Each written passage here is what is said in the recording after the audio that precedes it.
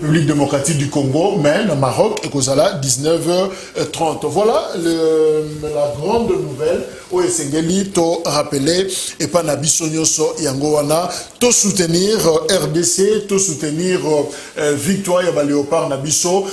Pour éviter justement décalage wana écart de langage humeur nabiso koloba mabe pour namboka c'est aussi occasion boende to yeba niveau patriotisme nabiso ti bazobeta wana je crois que mutazobeta bango azosimba makolo na bango azate mais je crois que restons positifs pour na soutenir Léopard to éviter maloba peut-être ya malamote et kozala eloko moko ya mabe makasi. Donc on voulait insister na ba news par rapport à la rencontre il y a Lelo.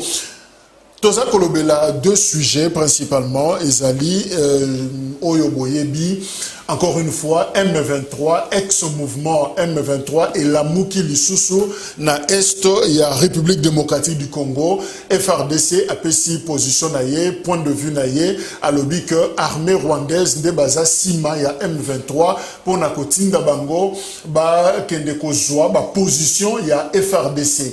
Deuxième sujet, Tokolobela, Ezali, est-ce que ministre de l'économie, Jean-Marie Kalumba, Yuma, est-ce qu'il est incompétent? Parce que motion de défiance moko ils ont déjà surveillé et lobby mercredi à cause de la liboso et députés nationaux pour nako samba pour expliquer justement comment est-ce que aussi a pris Salemi biloko Matitalo et puis cette histoire il y a Piodi en Namibie ko poser la question. Alors bref, selon les députés, en tout cas, un groupe de députés, Monique, moi, désordre, on a pris, et ça y est, à la base, mais à compétente dans le secteur, il y a économie nationale. Toza Kosolengo, na ndeko nabiso Orni, Ilenda, il y a USCD, ndeko Orni Mbote. Mbote ndeko Jacques.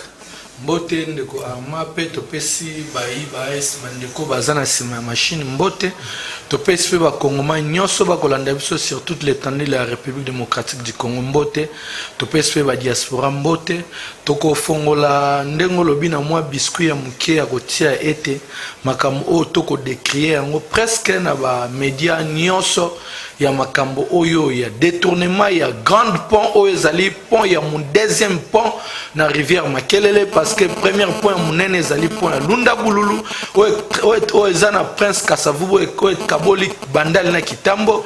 Deuxième pont ekozala pont oyo kokabola Selemba unangalema. Donc mbongo wana ezali détourné bato oba chaki bango na programme parce que bato oba bandaki projet ezalaki gouvernement ya ndeko Kabila et puis tellement ezali na compétence ya gouverneur ya ville ya Kinshasa ezalaki ex gouverneur André Kimbuta mais baiki ko cha programme wana na programme na projet ya Chile Jelu oba associaki un député un ndeko président de l'Assemblée nationale Mbosso et puis a chaki directeur ya cabinet Samuel Tanda azali pe député mais mbongo ya pona ezali détourné. Donc depuis banosa misala nyoso ke na terre jaune au monde misala sala et avancé so ke même na pont ya dedem wana kan au monde même pont prince wana sala misala les avancé kasi musala o ya munene oyo ko kabola oyo ko relier kitam Selemba unangalema misala wana ezali ko sala matembo wana ezali détourné na lukaki na associé ndeko Ting Pululu abengisaki nga d'ailleurs tant abengisinga totemeni na 24 wana toko sola. À grande surprise, tout le monde a magasin batutu babuka ina koseka na Selemba wa magasin den nzoka soki nzela wana pone salami et ko permettre muto azana bumbu azana Selemba azana parce que yana batu mususu azana bumbu azana Selemba na ngiringi azana posa ke magasin mais soki nzela wana salami ndeko permettre d'ailleurs kutu et ko éviter ba embouteillage mususu to kutaka na Prince Kasavubu wana. Est-ce que bozi temps ya ko vérifier ya ko se constituer peut-être un groupe ngolobi bo associé député national Ntingi, au lieu peut-être aux brutal, il y a Koloba, ils ont détourné, mais je crois qu'il y a quand même une démarche pour Nakoyeba. Qu'est-ce qui s'est passé réellement? Je crois que ça serait beaucoup plus conséquent. Oui, la démarche, on a Moutoua Zali compétent. Oh, il y a aussi l'ONU IGF. nde to associé ki IGF mais IGF webi biso to associé IGF presque na makambo ebele makambo ba dépassement budgétaire na présence IGF abeta biso kara makambo ram ngamoko na kendara na IGF na code na biso bango batala na makambo ram IGF donc makambo ebele biso to ko sa IGF abeta biso kara même makambo ya pona na kuta na kenda pe na inspection générale des finances na yebisa ki bango ba kota makambo na melelo ba ebeti biso kara yango moni to lukaki ete na koti sa ba députés nationaux pour être bango peut-être bakoki ko sala pétition bakoki ko sala motion contre bakoki sala pétition contre président assemblée nationale pour justifier mbongo wana mais ndeko tingi to telema gine ndeko tinga fsinga o Samuel ndeko mboso ambuta na âge na komi nango plus a comme na 80 ans ce qui le auto lobby bo soka kufi e ko zana mutu na ngai bo yango moni to ko bisena bisa ndeko tingi en face était sepela na mbongo kolia na ngonga mke o yeba yango na 2023 ba kongoma na photo et puis makambu ya députation pona yo et sili na vina yo. Merci. Ndeko Armand Mukulu azana biso elongo moko ya communicateur ya Union Sacrée pe azali cadre na kati ya CCU ya Lambert Mende. Ndeko Armand Mote. Mote mon frère, on a participé ensemble à personnel à Perfect Télévision Beauté et le mona initiateur nango DG Peter Tiani. Voilà, après si va comme moment l'union sera dans la Beauté. Je salue tous les communicateurs du chef de l'État, de l'Union Sacrée. Là, je vois les coordonnateurs Donald Kabassi, nous autres, les 4 coordonnateurs adjoints. Je me vois moi-même et puis Junior Bakoké là, Bellarmin et puis je vois Philomène. Voilà. Et tout l'ensemble de la corporation Chris Mukendi, Patrick Makanga et les autres, Michel, ainsi de suite. Les médailles en colonne. Voilà. Alors, la PCI, particulièrement, Bandeko Bazola Ngamiso, dans l'Amboya Est, dans la province, il y a Nord Kivu, et il y a Ituri, la PCI, Mingi. Nous sommes de cœur avec tout ce qui se passe là-bas comme situation. Il y a insécurité, mais je voudrais ici rassurer la population congolaise que le président de la République est déterminé. Il y a aussi les Samakamba, les Olekana, Istanbul, parce qu'on se rend compte que l'infiltration en réalité est silité. On se rend compte qu'il y a encore beaucoup à faire. C'est la raison pour laquelle na komiko mona ke bato bandeko linga état de siège lungwa balingi mboka na bisote. Donc c'est la raison pour laquelle nous apportons notre soutien musclé, indiscutable, inconditionnel na Amapinga na biso, par gouverneur militaire au Baosala Moussala. Merci. On aura tout le temps. Yako Lobelengo, effectivement, cette histoire RDC Rwanda, nouvel épisode, il y a crise. Et Zongi Lisusu avec cette attaque, il y a position, il y a FRDC, la nuit il y a 27-28 mars, dans le territoire il y a Rutshuru, tout ça dans la province il y a Nord Kivu, Kuna, position il y a FRDC et Zalaki attaqué justement par le M23. Alors selon porte-parole, il y a FRDC, Ponabango, M23, Aza, soutenu par l'armée rwandaise. Armée rwandaise, Topé Bandeko, il y a Rwanda qui gagne, va répondre, Bangope va réagir pour la Koloba, qu'elle gagne l'armée rwandaise dans une bataille de la mutinerie congolaise M23 et les FRDC pour des revendications qui n'avancent aucun intérêt rwandais. Le Rwanda ne vise pas un seul instant à contrôler ni à s'accaparer des terres des pays voisins. Porte-parole du gouvernement congolais, Patrick Mouyaya Alobi, il est temps de mettre fin à cette forme d'hypocrisie entre le gouvernement rwandais et le M23. Alors, Tolanda, justement, responsable, il y a communication, il y a forces armées, il y a RDC, Toyo Kaye, Nengazope, sa situation, Oyo Eleki, et puis Tokozonga, la plateau pour la discussion. Les forces armées de la République démocratique du Congo portent à la connaissance et l'opinion tant nationale qu'internationale, que dans la nuit du 27 au 28 mars 2022, le M23, soutenu par les forces de défense du Rwanda, les RDF, a mené des incursions et attaqué les positions des FARDC de Tchanzu et Runyonyi dans les territoires de Rutshuru. Au cours de ces attaques, les forces armées de la République démocratique du Congo ont mis la main sur 2 militaires rwandais.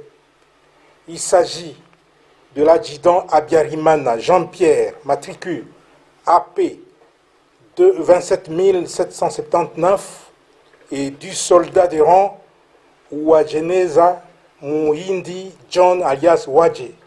Les 2 soldats rwandais sont là-bas, je vous les présente. Ça, c'est l'adjudant Abiyarimana. Et l'autre là, c'est le soldat de rang appelé Uwajeneza Muhindi John. Ce sont les 2 qui ont été capturés au combat dans les territoires de Rutshuru. Tous sont du 65e bataillon de la 402e brigade d'infanterie des forces de défense du Rwanda. Ces 2 sources crédibles précisent les noms de leur unité et l'identité de leurs commandants de bataillon et de brigade.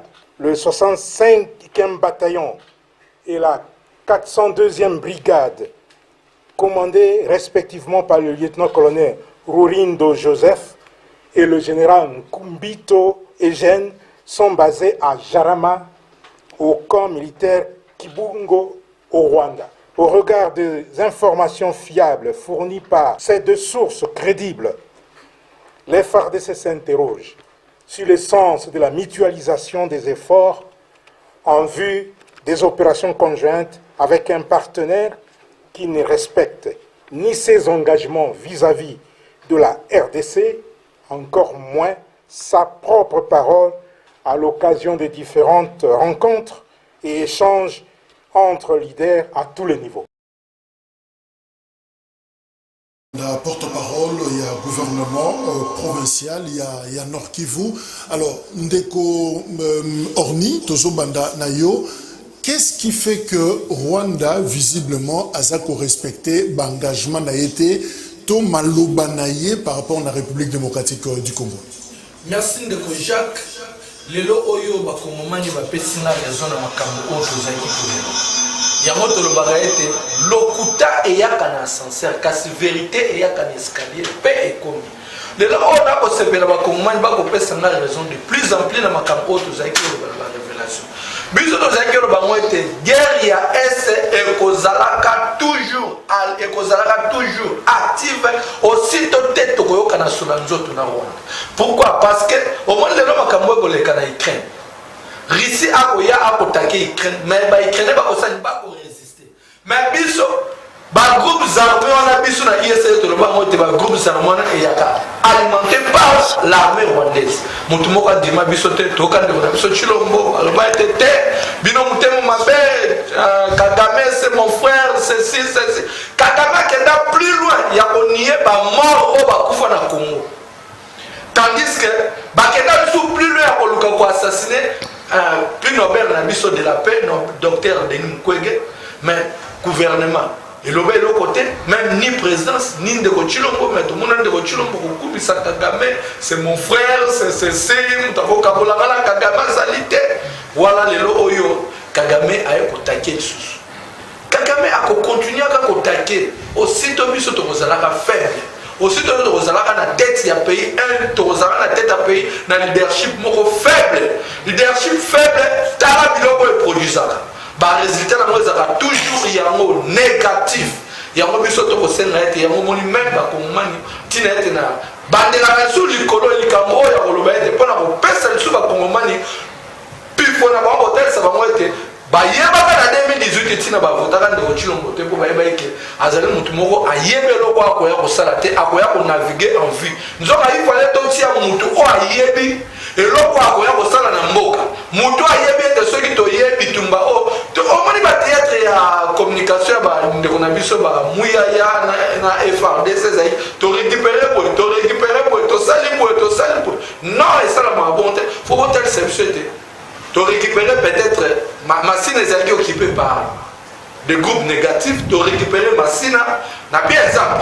Tant tu récupérer Massina, tu as aussi population il y a Massina na kati, machine comme active misala ezongi kosala mais bango ba théâtre basala ba récupérer le moyo ka bataki donc c'est-à-dire eza ba théâtre même kobanda na sommet de l'état ba kolia mbongo na makila ya ba kongomani donc c'est-à-dire bango bazali ba théâtre bande on a sur la communication il y a ba musu peut-être ça ba mu passe et ndengani ba kongomani bazali complice na pointe makila et dans rapport bango basala mosolo ya momoni tu moni ba révélation au komi koyoka oyo to que non malembe alors ndeko Armand.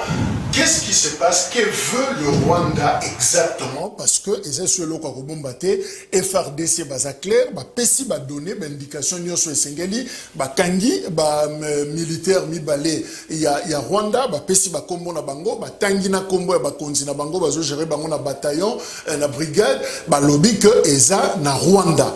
Alors, porte-parole du gouvernement a lobby bango pe gouvernement congolais ba lembi, il faut quand même mettre fin à l'hypocrisie, il y a gouvernement rwandais. Alors, que veut le Rwanda exactement? Parce que Baouti Kokuta na chef de l'État, Paul Kagame, na Félix Tshisekedi na Jordanie, Bakoutani, mécanisme régional pour la suivi accord, il y a Addis Abeba et Outé Kosalema na Congo, c'est d'ailleurs la RDC, Néazako présidé, mais malgré ma tentative, ma volonté wana nyonso, mais on sent que c'est comme si tu as la case de départ.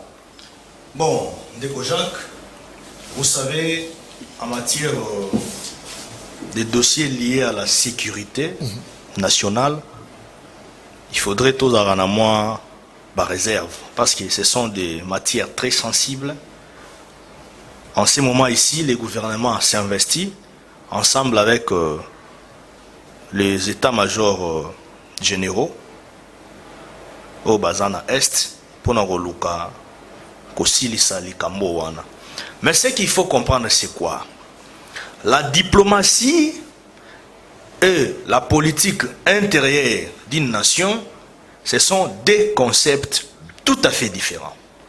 Les relations internationales nous invitent à collaborer, à coopérer avec d'autres nations. Peu importe des problématiques internes ou externes. Mais sur base d'un certain nombre de conventions collectives, où ils ont édicté dans la zone internationale, ça nous appelle, en fait, il nous est demandé comme étant État ou soit nation responsable avec des institutions en marche, de collaborer, d'être ouverte. Donc notre nation doit être ouverte comme étant État. C'est la raison pour laquelle vous allez remarquer qu'à un certain moment, le chef de l'État peut se retrouver dans une situation où Azalaki quelque part na sommet moko topé na basis moko akutani na Paul Kagame comme président il y a un pays voisin akokangela candidaté ezate ke il faut ya ebse non Paul Kagame toza benemi au moins makambo sala kawana ngana sepelaka na ngote non. Il y a des mécanismes appropriés à travers lesquels un État peut revendiquer soit à Koki Kobelela pour par exemple des inquiétudes ou soit pour un problème moko ils ont les frontières netopé na bamboka ya bapaya topina bamboka o eza ba pays voisins.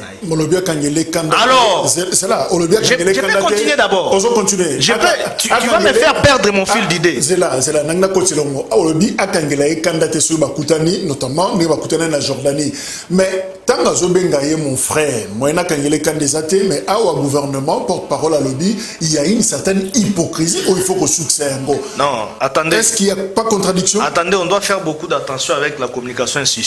C'est par là même, bon je sais que notre frère Patrick Mouya a fait son travail, hein, na style na mais vous savez avec la communication institutionnelle, on doit faire beaucoup d'attention. Et la communication moi est très sensible. Avant même qu'un ministre puisse apparaître, puisse donner une position, parce que je l'ai suivi, je crois, sur TV5 et le mois bon. Exactement. Je crois, il faudrait d'abord qu'on soit l'élément nyoso, qu'on analyse yango. Qu'on soit val, il y a des facettes nyoso, qu'on ait un contrôle, il y a un langage communicationnel sur le plan institutionnel, et puis qu'on lie à une situation géostratégique mondiale, dans la réalité en Mboka. C'est pourquoi mon communication institutionnelle, la communication moko, et c'est une réserve ébélée. mais surtout esengaka muto azo porter responsabilité à communication institutionnelle azanaba à tout ndenge sengeli tope à consulter baye oyo pe bakoki kosunga ye pour communication institutionnelle na ezala makasi. Mais alors dans ça, il ne faudrait pas oublier que la diplomatie nous oblige toujours de coopérer. Mais il faut beaucoup se rappeler dans l'interview Mukonzamboka Salaka par rapport à la question batunaka ye na sommet France Afrique ou batunaka par rapport à Makambi, rapport mapping. Le chef d'État était très clair dans ça. Il avait dit le rapport mapping n'est pas un rapport congolais, c'est une œuvre onisienne. C'est-à-dire bateau baza cité na kati rapport wana bakoti kalaka kozala impunité. Barozala puni parce que c'est un rapport onisien et un rapport na bisoté. Ça veut dire ceci. Dans la diplomatie, des fois, il faut être lucide. Vous comprenez? Ça ne veut pas dire que si tu as un problème avec Mouninga Nayo, il faut y avoir beaucoup de temps au boudé, au bête bambata. Comme le professeur ordinaire Jean-Lucien Kiti Marassien nous disait. Dans la diplomatie, des fois, on peut jouer aussi à la lucidité pour comprendre la réalité objective. Il y a qu'un déverse. Exactement ce que Mkonzamboka bengi Paul Kagame frère, topé à Sololi naye, ndé Nikolo Bake aza content na magambo no so sala makuna na nga maestre. Mais non. Là c'est une matière diplomatique. Il faut comprendre ngo. Et il y a des comportements liés à la diplomatie. Il faut qu'on ait des locaux. Mais alors, au sein maintenant de l'armée congolaise, binomo bozomo na musala, ezo salam. Rassurez-vous que le président de la République est déterminé, aza mutumoko aza na détermination, yamakasi pour na aussi sa guerre à est. Bravo na musalo et salami na ba gouverneur militaire na biso, na ba bataillon na bango nyonso. C'est à partir d'ici que nous devons encourager. Bah, il faut FARDC. Et ça l'a pas si parce que c'est la chité. Pardon. Oui, rapidement. Et ça l'a pas si parce que il y a une frange de la population de l'opposition, dont nos amis de l'opposition na bakasik na bango, bah récupérer situation politiquement. Merci. Or ça devrait être une situation qui devrait rester dans son angle sécurité. Au il faut doter les matos encourager Moussalo et FARDC ça ça. Nous l'étons récupérer moi politiquement. Parce que ça ne sert à rien, c'est notre pays. Dans nous qui faut la région de Bisso na plateau dans nous merci dengue au Komeli Bisso justement à Kouti Tozako discuter autour il y a cette situation, cette crise la Moukili Soussou entre RDC et Rwanda. Est-ce qu'il est possible de dire que la RDC maintenant peut penser rétablir ou imposer la paix dans la région à Est sans compter dans nos voisins parce que effort il y a diplomatique il y a gouvernement congolais qui il y a koluka kozala na kimia na bandeko to réfléchir ensemble pour na koluka kimia. Est-ce qu'il faut maintenant mettre fin à la mutualisation et effort et penser imposer la paix sans le Rwanda, sans l'Ouganda et le Burundi? Merci Ndeko Jacques, merci Naba. Quand débattait dans la moti na bakongomani basi bisika bazali kolanda biso kaka ndenga ndeko dano kifula na lobana bito komesana to komesana na mboko yo na makambo ko bota chaque jour lali na tongo makambo botami mais mayo na yo ki na plateau awa na koki ko répondre na mutuna na yote sana ramasser ndeko nanga ama mukulu yazali mende ya miniature parce que yazo copier mende na nyonso même si loko ya ko copier te na yo ki na munoko ya ndeko ama mukulu ezanga ndeko dano kifula ke mutu alobi alobi que Patrick Mouya ya azali ministre a communiqué bien sur le plan diplomatie par rapport à la situation. Oh, mais quand Patrick Mouya ya banda ki ko communiquer na ba mayo mauti ko leka akosi ke bakota kite bakoti wana communiquer ki bien soki muta lobby bo solo pe bosembo pona ye diplomatie côté sur le plan communication. Il y a diplomatie à communiquer malamouté. Si c'est l'un des Korama. Non, je n'ai pas dit ça. Oh, Ndeko Nangaï. J'ai fait une analyse. Analyse, là, qui est côté Nini. parce qu'elle a constaté biso que basoda ba Ougandais ba contacter ba tomona ki ba policier le temps que ça ça dit analyse chose avec des éléments de communication Nalobi, mon frère, tu es expert en la matière en communication, nous aussi nous sommes les experts en matière en communication, tu n'es pas le seul. Nalobi, tu n'es pas le seul et tu ne seras même pas aussi le seul, mon frère. Que le Bamarambo ils en a bossolo pe bosimbo. Alors, ce qui est le Bibongo a évoqué les sujets, le Bimokonza Mboka, il faut attendre la diplomatie. Mais oui, Neko Jaka, il y a diplomatie. Diplomatie, on est précis et l'autre côté. Il faut ça la nier. Il faut qu'on change de stratégie, non. Maintenant, l'adversaire est connu. Parce que tout le monde, le bango, il va dire que Bakangi Tomoni. Bango, il lobby. On peut, si on attaque Moutamaye, il fallait une question. Le corps a trouvé l'adversaire. L'adversaire, on a besoin de Koja Kalonge. N'a qu'au salanine, si quoi. Parce que, entre guillemets, la bande, il va te dire, ah, même, tu as Bundisanga, ben de Coroni, ben de Kojak. Ben de Rolanga caméraman. Mais il y a les Jacques. Qu'est-ce que je dois faire maintenant pour attaquer Jacques? C'est ça le grand problème. Et la première chose à faire, il faut que l'Angola, par relation aux Angola, par pays. Maintenant, il faut qu'attaquer. C'est là où je reviens à vous dire que il y a une décodanu qui est fou dans la CP, la politique qui a un décoté l'omboté. Oui. Dans le but, décoté l'ombazali Kabila bis. C'est-à-dire quoi? Na ko yebisi loko moko ndeko Jacques mayo nyoso to mona ki pa Kabila yango to mona pa ndeko Félix te yebisa nga nini o Kabila sala ki Félix asali te yo mona ki nini ozo mona nini yazo peso malembe balembe tamoko oui ke ma na ko peso tamoko tata mi balebe mi sate ko savie l'époque à Kabila to ko ba impayement te ezo salima te l'époque à Kabila to ba détournement te ezo salima te l'époque à Kabila to ka ke intention ya usala glissement te et pas Félix ozo mona intention te l'époque ya Kabila équipe nationale na biso ezalaki ko za qualifier quand la calculatrice te faut qu'on a to gagner tout ça la ni potolika lelo pe comme bon mulima Kabila ezo na biso tina football l'époque à Kabila yo ka raison peso na peso ya suka pour na zonga na dossier l'époque à Kabila so ba tirer ba ka niveau ba bando tika ba imondisi libanda te mbule beti ezo ngite pas Félix omo na ngote si yango peso clip embouteillage Kabila Félix na Kabila bazali bana mapasa moko babimi na nzongo moko différence ezaka akepi Kabila yaki liboso Félix azo copier na sima ba famille moko. Je vais vous dire une chose ndeko Jacques Kalonge. Quand Félix sera zaki na besoin ya mboko Félix qui est mon autre président de Kotilombo alors la besoin de guerre ici la reste guerre facile la reste ça a deux moyens premier moyen ça qu'on pèse bateau fois si ça guerre na est pas connu ça bien bateau les ba député bateau les ba ministre était zali ba soda condition ni yo tse ba soda pour ba bunda tout ce que jeune a connu ça pour mettre le tout gagner ça veut pas sonner la condition pour pas gagner deuxième condition quand Félix mtakuta changote iza Kabila mtatikaki izali nini Minduki tozaki na mbango ya Minduki là tu laisses au moins avec moi tozaki na mbango ya Minduki Félix osali combien de plus de 100 et quelques voyages nini oyo sali pona ko longola biso mbango po to soma Minduki to bando take baton parce qu'aujourd'hui lelo to yebi bango mataso to bito take bango to take bango Minduki. C'est comme si tu avais arrêté. Mais ce qui est ça qui est fort, il y a que l'ongolo mbango Kabila tika ko yom tio écoute. Mais le lot je dis comme tu yebi que Jacques, il faut là le moyen.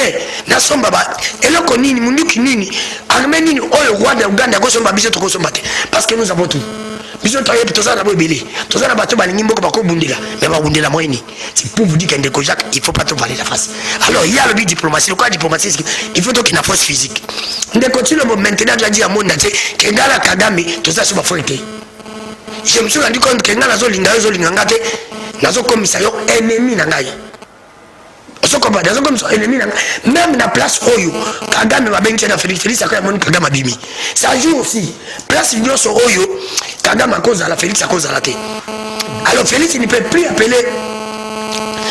appeler Kagame. Vous comprenez un peu? Parce que nous devons changer. Nous devons changer de stratégie. La stratégie à Malam.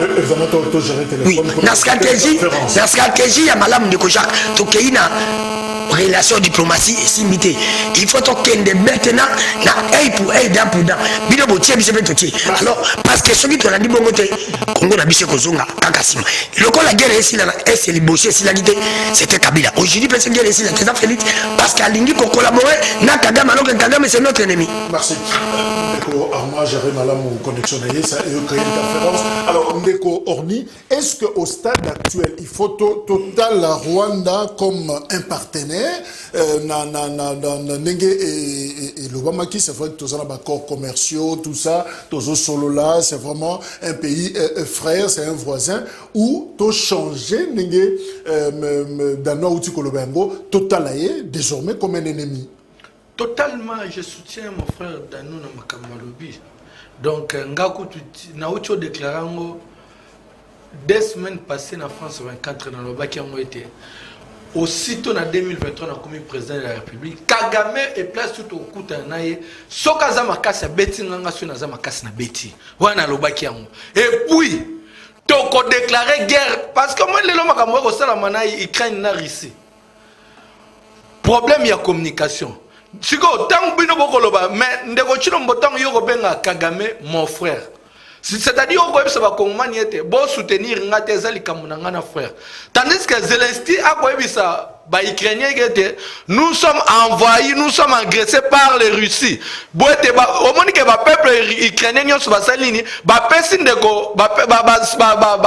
s'approprie dans les Cambouanes comme il y a Bango, la nation parce que nous sommes envahis. Tandis que Ndeko Chilombo, Kagame na Jordanie, occasion bien au sport, il y a Olukaete ma kofebeta matawana, mokamato tiki ya keina ebo sol na bino à l'aise après ya tindi baduna ba ko take ndeko na diplomatie za kana bandel pena suka na loko tout era malgré tout to négocier na diplomatie mais na sena c'est to kana so la nzoto on mona minito na Russie bitumbezali entre bana Ukraine mais pour parler silité ba ko kutana ba ko solo la mais rapport de force peut être salama bango ko to ba ko résister bango peut ba ko kutana ba ko solo à partir ya wana ndetro lo ba ete ekeba Congo na position a commis à koya kozwa Rwanda tout nga Kagame na perdre donc pour na sani to mettre fin mais aussi tout au kende yango moni Arma lobi mettre fin na hypocrisie o ko salam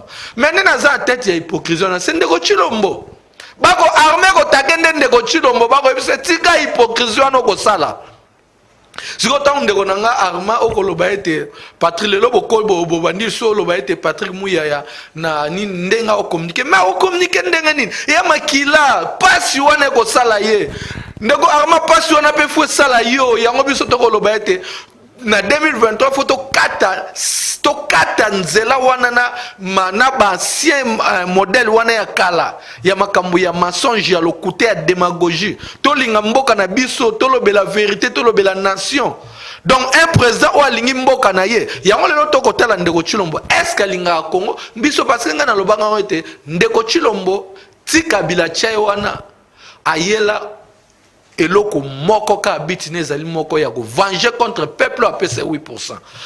Ce qui est solo te na makamanga na loba toko ka réaction de Chilombo aloba ete nalata Sokoto a déclaré ete Congomani tokende tokota Rwanda to a déclaré guerre.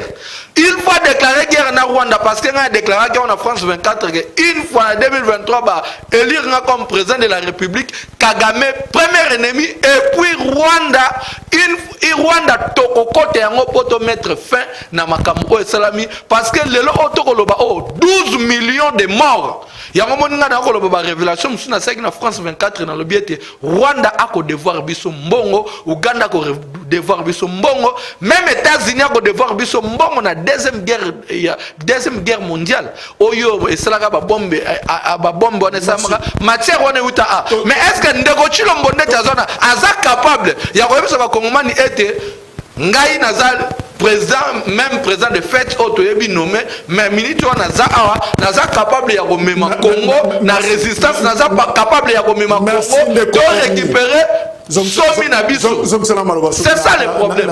Donc nous avons un leadership faible au sommet de l'État. Il y a un reproduire par résultat.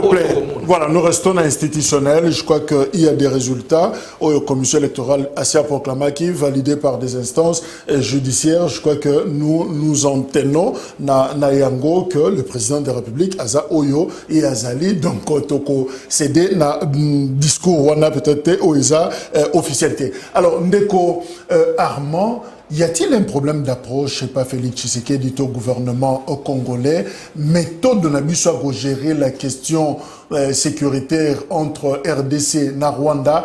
Est-ce que tu as eloko moko ya corriger na ba formule na biso na ba méthode na biso? Je crois que Orni a pris cet exemple, il y a Russie na Ukraine, c'est vrai que ça contexte mon côté, mais du moins d'un côté il y a la force, il y a la résistance aussi. Est-ce que tu as eloko ko corriger? On a fait plus de 20 ans na crise Oyo avec nos voisins et l'on dit bon longola to bakisa. Bon, rapport de force à problème où ils ont entre Russie et Ukraine, ça n'a rien à voir avec la réalité de la RDC face à ce qui se passe avec le Rwanda. Ce qui est une histoire, il y a URSS, Union soviétique, histoire à OTAN, pourquoi est-ce que les lots ici, toujours dans un œil particulier dans Ukraine. Nous savons l'histoire en fait. Vous voyez. Donc ça, ce n'est pas le problème. Mais il faudrait d'abord te rappeler historique, il y a M23. M23, c'est d'abord un mouvement militaire. Hein? C'est un mouvement rebelle militaire. Il faut tout ébayer. Et Bomba Congolais belé. Et belé. Et ça, dans mon côté, il y a Congolais, le beau à l'étranger. Il y a Congolais. À mon amambo, ils ont salamawana na Est. Ayoka qui lelo M23 répandre des armes. Non. Et pourtant, ça a été vaincu en 2013. C'est là, papa. En tant que parti politique, parce qu'il faut te dire que c'était au nom de la paix que l'ancien régime, donc avec le sénateur Avi Joseph Kabila, c'était au nom de la paix. Ne bandimaka mouvement wana M23 intégré armée loyaliste. Vous comprenez? Il y avait des accords qui ont été même signés au nom de la paix. Pour pacifier côté wana M23 tikama mbande kosala. Vous comprenez un peu parce qu'il y avait même l'intervention de la communauté internationale, de la sous-région, accord cadre à Addis Abeba, conférence internationale il y a Grand Lac. En fait, il y avait des approches appropriées officielles même sur le plan international et continental. Et ça là qui permettre M23 à côté en armée loyaliste. Mais fort malheureusement, ils ne sont pas sincères. C'est ça le problème. Il y a un gars qui a regretté dans le même que Herba s'est transformé en un parti politique. Armée révolutionnaire du Congo. C'était justement peut-être pour infiltrer l'institution Mboka. Pour infiltrer Nakoloba Mboka Nabiso, le pays d'une manière générale. Parce qu'ils ont même concouru à l'élection. D'accord, moi, est-ce que vous pleurnichez? C'est là, papa. Non. J'ai fait d'abord l'historique pour pas comprendre. Rapidement, oui. Ils ont même concouru à l'élection. Ils ont même été ici dans des gouvernements. Gouvernement. Ils sont députés nationaux, ils ont siégé. Rappelez-vous de la célèbre phrase de Honorable Mbosso. Quittez les groupes armés s'il y a des députés nationaux, provinciaux, des gouverneurs, ainsi de suite, des ministres. La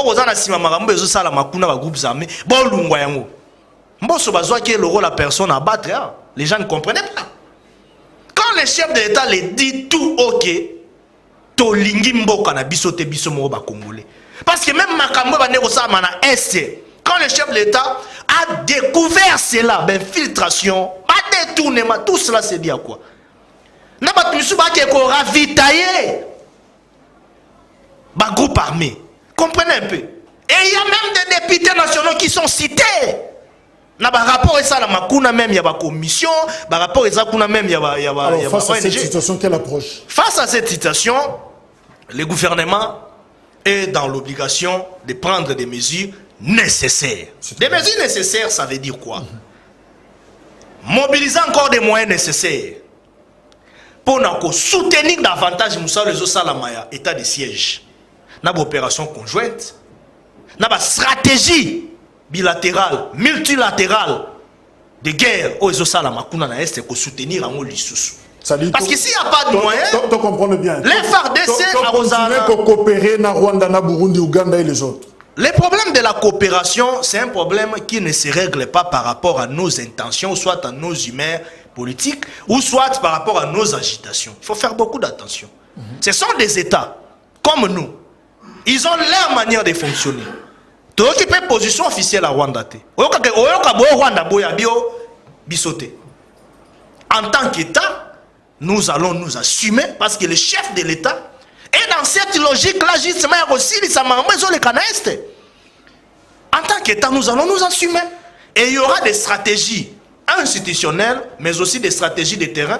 Mais il faut qu'on ait bâti. Et l'objet est que s'il y aura des stratégies, en tant que communicateur, le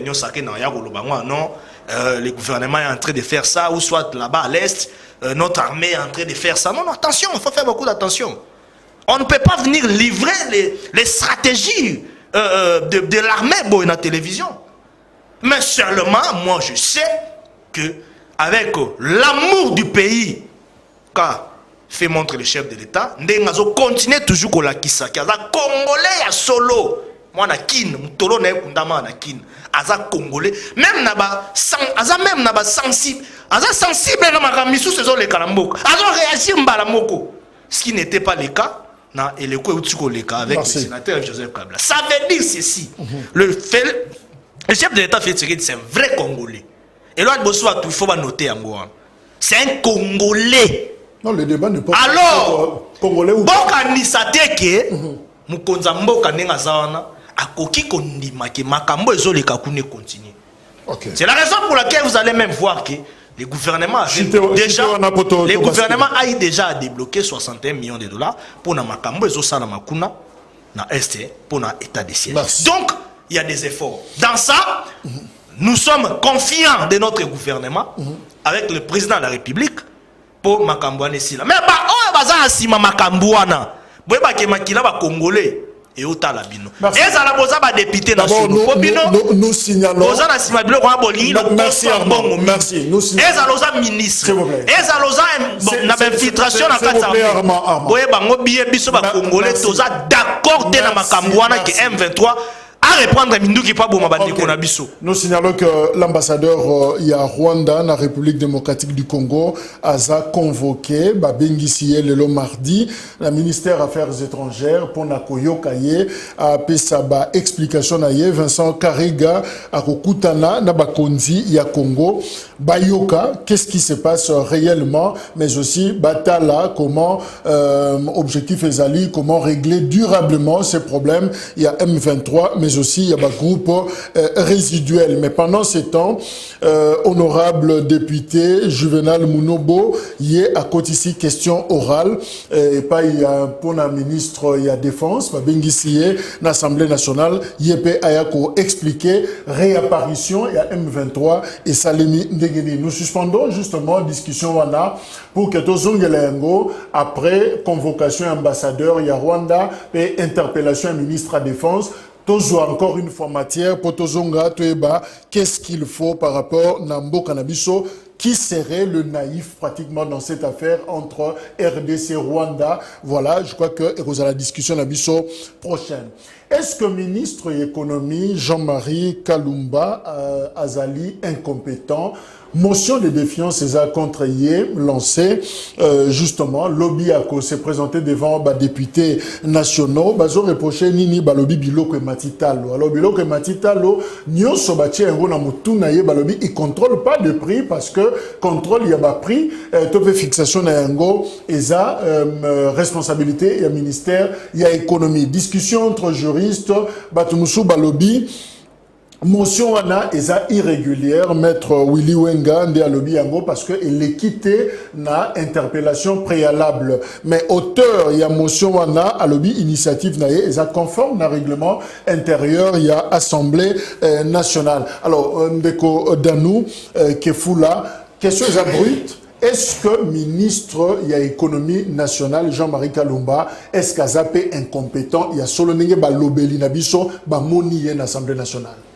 Oui, Nico, Jacques Mutuna na yome, on va na comment on a rebondi parce que tu baninga va le bidé par rapport à ce sujet wana, il faut na le bana répondre. Non.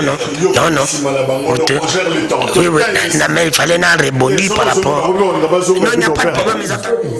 D'antenne, il mutuna mutao gérer ta d'antenne. Par rapport ya, oui, par rapport ya makambo ndiko arma le bi makambo monsieur ça na yoki mais ndiko Jacques bozana babilo que belé awa ba devoir de mémoire tout ça na chaîne de copité tsaninda asala kango boko bimisa biso ya amante ama ou ya bande kokumisa Kabila aibisa biso que Félix a violé constitution si c'est 7 fois mais na comprendre que ama transformer mbalamok a commis qui se que dit ko likana bataille de pes baloba wa Kabila pa bando ça le fort guerre si la na est mais gega ba aussi la té on nyo sa lobele lelo azo lobela Félix et bima pe na monoka ama lobela ngo Kabila kumisa pe Kabila kana moya zo komisa Félix lelo donc je ne dis maman bien zo baté pour la Tshisekedi mais ça ndengere ya parti politique na bango baza bongo baza kaka kokumba ba flatter kokumisa ilo surtout ce baza na pouvoir parce que c'est inadmissible ndeko ama akati simba ba komisa ndeko Tshilombo na nino ndeko Tshilombo sali effort nino ndeko Tshilombo sali Kabila sala gite il n'y a pas maintenant de Congolais des vrais Congolais qui noient mais bien pas que Kabila pas un vrai Congolais. Ok, il y a des Congolais, mon maman, Nani Sifa. Tout ça c'est vous. Oh, tu connais Ngaya Mamukulu. Et puis c'est comme ça Ngaya. Non, ça bon. Non, la même. Le bi. Non. Ndeko Mamukulu, Jose Ngosala na beta rango bien koleka yo. Tout est la débat. Non, zone ba makambo yo lobi. Yo lobi, est-ce lobi? Yo lobi. Ndeko Jacques. A lobi que Félix Tshisekedi a notre président Zali congolais chinois. Est-ce que Zali débat mais ça débattait? Parce que ce qui n'a pas sa vie nanga. Mais n'a pas pesi, la Bible peut yo peut biso biso ka yo mtemse biso Kabila yo muto yebi saki biso yo yebi mo yebi mwana changu mwana mo il n'y a pas de problème ka fati to yebi mo sona ba a Congolais za kino na problème photo linga c'est tout rapidement on a que sa volonté linga mboko c'est où est le problème nazo travailler mboka et que yeku tazana besoin à côté to mona na sana ba Congolais musala na yetu ticket to comme ça le président asali nini bien récidi la est biso sala ba Congolais yango tozolo ba emati biloko emati ndeko na ngaso bakatinga maluba na tikaka moi c'est comme ça alors ndeko Jacques tolo bana bosolo pe bosimbo bandi connaître ba ama botoza sur na besoin na bango te poto moneda ba to ba yakineti ba leka ba papitamba ba vina biso jana oya ye pasala kyango mendi pasala kyango c'est pour il y a rien de nouveau alors la ndaka au papa na politiquement menda sala. Alors, tout le babosolo pe bosembo.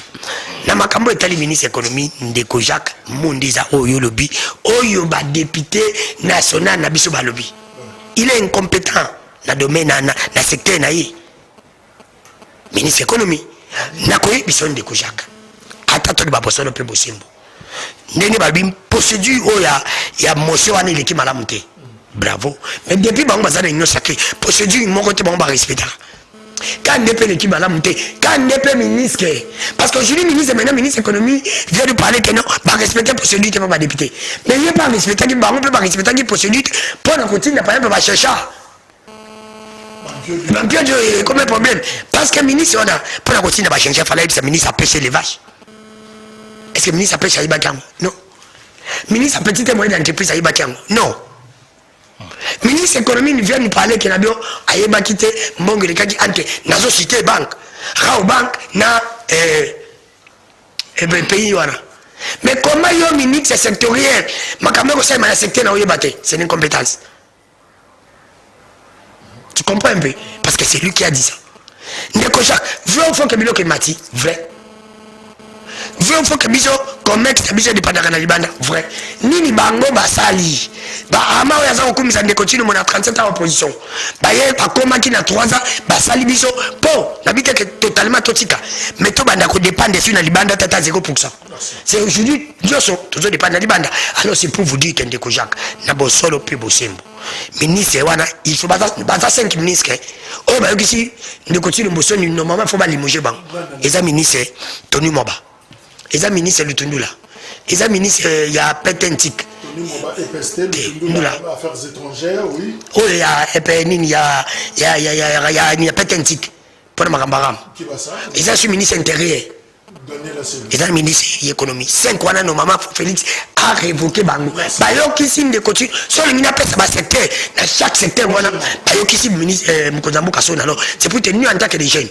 Mais ce qui évoque la motion, intérêt à peu présenter parce que Kabila za Félix ba okende kandi ba yukana lobby ya koya te pape et qui na peuple pas bénéficier.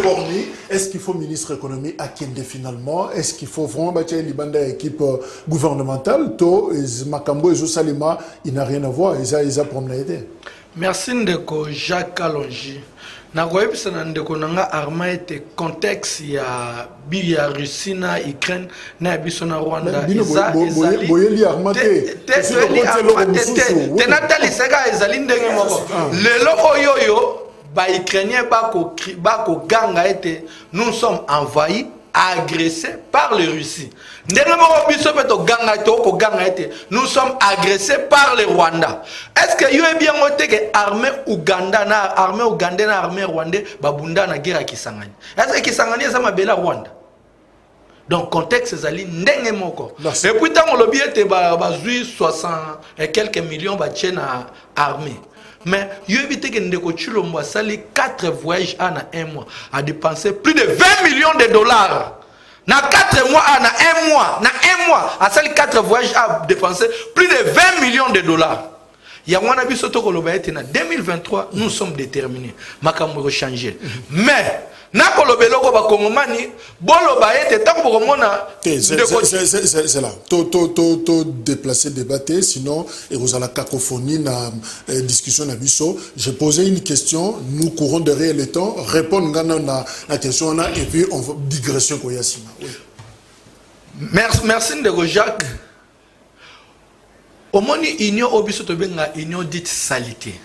Donc, union c'est sale. Kobanda même na ndeko Chilombo yemogo au sommet tikita mutamalonga zawana te bango tu eloko ba kosala ndeko Chilombo ako webi ndeko Chilombo ndenga liaka mbonga Kongo ako benga ndeko Sama yebise nazana posa ya 10 millions de dollars ndeko Sama bengi gouverneur à banque centrale obi ndeko Chilombo obibe pesa 20 millions gouverneur ba bibisi 30 millions donc 10 millions ba kaboli il faut bien vérifier yango moina ko loba ete na 2023 yango to télévision responsable oui yango to ko loba na 2023 il y aura de vérité. Au moins, on a le bien de la vérité que Bimi a Makamarwan. La vérité que Yémo Bima est belle. Donc, c'est-à-dire, les députés ont une saleté, les compétents, les ailes, on a 2023, d'ailleurs, tout à coup, on a eu Awawa, Kolobaïte, Ezaïna, sondage Salamagi, les ailes, Akoluka Mbongo, Obaro, voté en 2023, Christelle Vang a voté, Bangote, Natangla Kyoba, Bangon, dans la 2023, Bangotou. On s'attaque pas gouvernement gouvernement et puis il escroquer l'état merci Jacques pardon est-ce que c'est la première fois depuis l'histoire à Congo et Banda parce que nous avons au vice-président de l'Assemblée nationale alors histoire à Ramezali gérer la présidence mais c'est la toute première fois depuis l'histoire à Congo et Banda un président à Congo a escroqué le peuple 800 millions de dollars dans Mbongo Ram c'est Ndeko Chilombo donc Babylon on a justifié en 2023 il y a encore en 2023 si vous montrez Moutoumora Zali devant les barons de Boloba été ezali acharnement politique Mbongo oya comprendre et vous allez justifier en 2023 donc gouvernement oya pour na kosala le otende pour na ko bebisa pour na ko yiba mosolo l'état ko ke ko tonga libanda ya mboka donc c'est-à-dire bango twana 2023 nani a justifier Mbongo na Ndeko Armand dossier oya ministère ya économie est-ce que ça motion ils ont fondé toutes les émotions alimentaires, notamment bino ba communicateur, il y a une sacrée boloba qui a. Qu'est-ce que vous reprochez dans la démarche?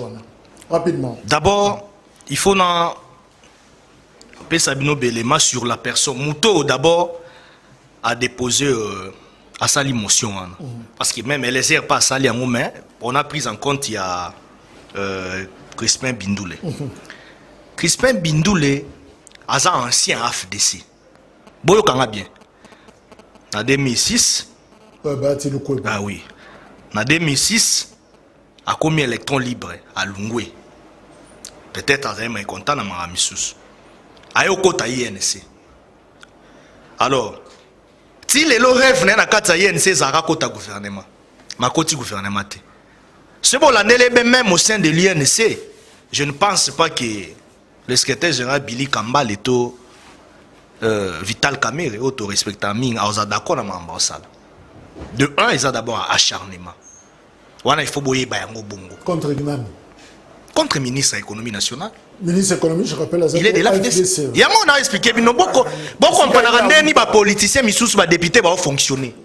Deuxièmement, les Indo-Pakistanais mafieux verraient au bazo détenir des dividendes économiques en Bokanabiso, surtout dans le secteur privé.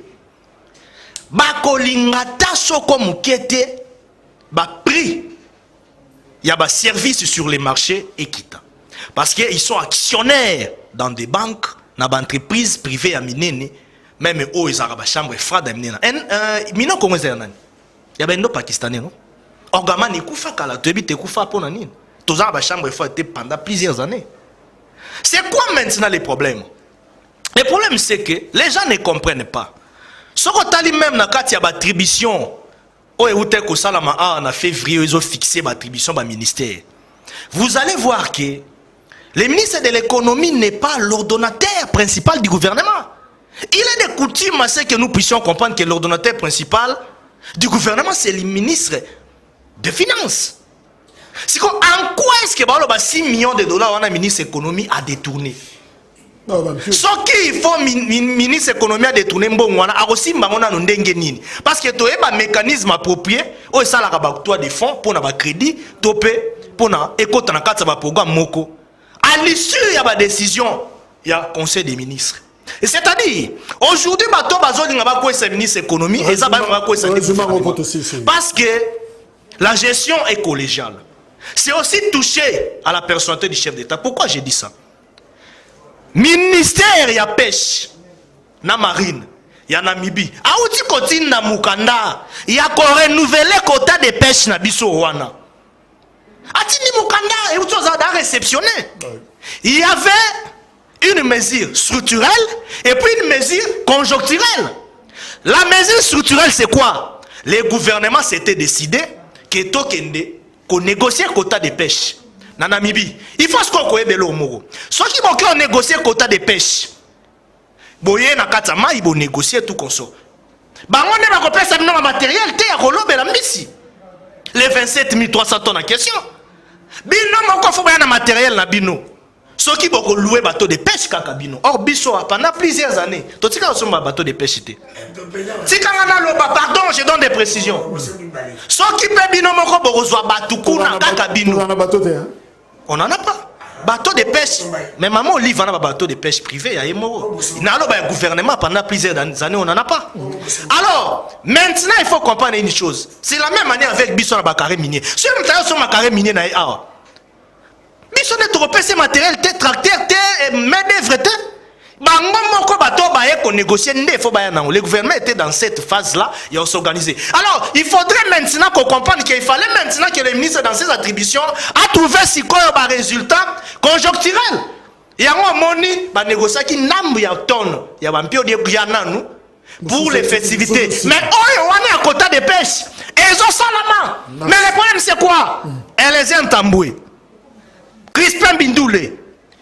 Ils sont à la base d'une manipulation par les Indo-Pakistanais pour pouvoir déstabiliser l'institution Mboka. Ils ont été payés, recrutés, payés. 700 000 dollars américains. Certains députés. Tout ça, c'est pourquoi? Parce que les Indo-Pakistanais, on comprend que billet avion kiti basiliki bamomona ministre ndenga kwa moya na loyengi oyo akitsa bapria biloko biso to perdre Eliezer Tambwe azosala soni Christian Bindoule fait la honte sinon députés nationaux seront là pour soutenir les Indo-Pakistanais mafieux les opérateurs économiques